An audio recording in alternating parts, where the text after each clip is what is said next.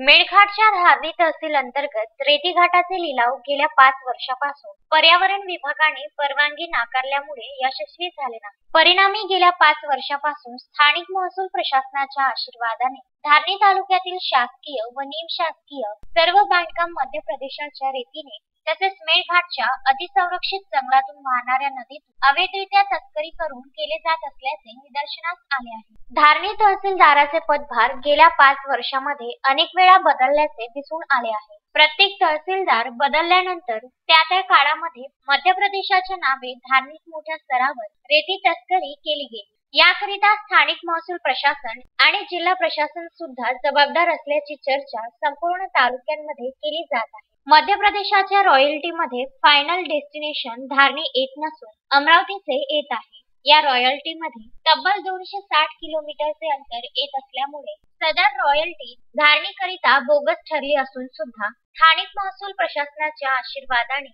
आणि काहीतरी तडजोड केल्याअंती अभय दिले गेल्यामुळे धारणीत यंदा दिवसाढवळ्या तसेच पर्यावरणाचे सर्व नियम धाब्यावर ठेवून रेती तस्करी केली जात आहे।